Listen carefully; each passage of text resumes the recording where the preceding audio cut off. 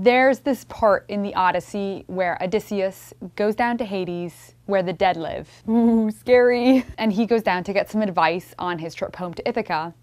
And while he's there, he meets Achilles, who was killed in a battle. And Odysseus congratulates him on having great luck in life and also in death, because he says, "You have great power among the dead."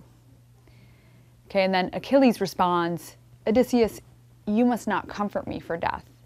I would prefer to be a workman hired by a poor man on a peasant farm than rule as king of all the dead." That's quite a statement if you think about it, placing that high value on earthly life even at its most bleak. It reminds me of Emily Webb's monologue in Our Town. This is after she dies and then comes back to look in on her old life, and she says, "Do any human beings ever realize life while they live it? Every minute?" Believe me, I love life. Isn't that a good thing? There is so much beauty in the world around us. There is so much joy and laughter to be experienced in relationships with family and friends, faith community, you name it. Which is why I don't really want to watch Terrence Malick's recent film about Franz Jägerstätter, even though I know I should want to see it.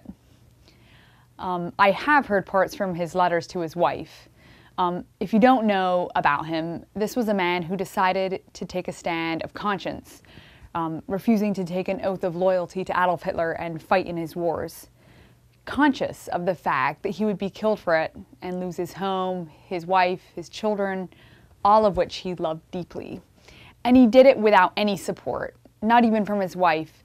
She actually tried to change his mind when he was in prison, but eventually came to understand why he refused to give in.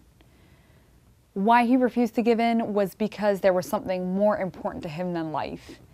I find that kind of lonely moral clarity incredibly challenging and also extremely difficult, which is why I don't really want to watch the film. Where does that kind of courage come from? And moral clarity often looks like stubbornness or fanaticism. As some of the film reviewers have pointed out, what difference did it make that he was killed? Couldn't he have just figured out some way to get along? I don't know the answers to these questions, but I do know the feeling his story evokes in me, and it's not a pleasant one.